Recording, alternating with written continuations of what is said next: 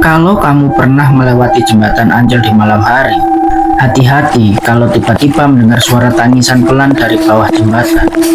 Karena itu mungkin bukan manusia. Ini bukan cerita yang dibuat. Ini adalah salah satu urban legend paling terkenal di Indonesia. Dan bahkan sampai sekarang masih ada orang yang bersumpah melihat sosoknya. Jembatan Ancol terletak di kawasan utara Jakarta, dekat pantai dan bekas kawasan rawa di zaman kolonial Belanda. Dahulu, kawasan ini adalah tempat pembuangan mayat dan eksekusi para tawanan, termasuk seorang gadis muda keturunan Belanda yang kabarnya meninggal secara tragis. Konon, gadis ini bernama Ari, seorang noni Belanda. Ia diperkosa dan dibunuh, lalu mayatnya dibuang ke rawa. Arwahnya tidak pernah tenang, dan sejak itulah cerita tentang hantu perempuan di kawasan Ancol mulai tersebar dari mulut ke mulut. Cerita tentang hantu Ancol mulai populer sejak tahun 1960-an. Bahkan seorang pelukis jalanan di kawasan itu pernah mengaku ia tidak sadar sedang melukis wajah seorang wanita yang ternyata bukan manusia. Wajahnya cantik, tapi aneh, matanya kosong, dan kulitnya pucat seperti tanpa aliran darah. Setelah lukisan itu selesai, wanita itu menghilang, dan pelukis itu langsung jatuh pingsan. Ada juga cerita dari pengemudi ojek, sopir taksi, bahkan petugas jalan tol yang pernah melihat perempuan berjalan sendirian tengah malam, mengenakan baju putih lusuh, rambutnya panjang, dan dia menangis. Beberapa tahun lalu, seorang pemuda bernama Rizal mengaku mengalami kejadian aneh.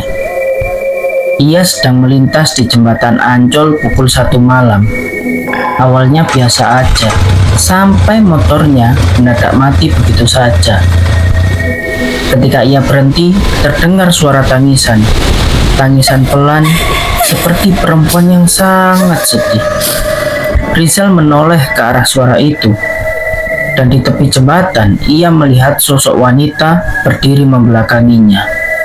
Rambutnya panjang, bajunya putih basah seperti habis tercebur. Rizal berusaha menghindar, tapi kakinya tak bisa digerakkan.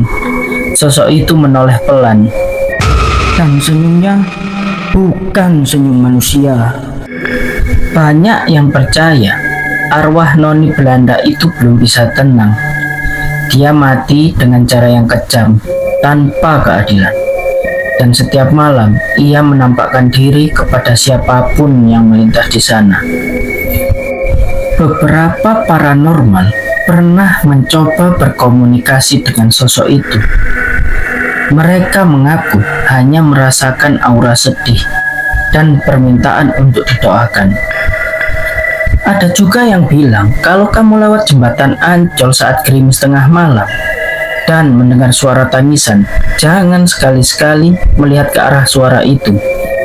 Karena kalau kamu melihat wajahnya, kamu bisa dibawa ke alam lain.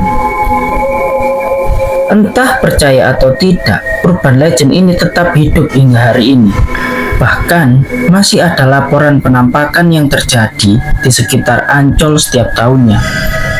Kalau kamu pernah merasakan hawa dingin tiba-tiba saat melintas jembatan itu, atau melihat bayangan samar di kaca spion, bisa jadi dia sedang mengawasimu.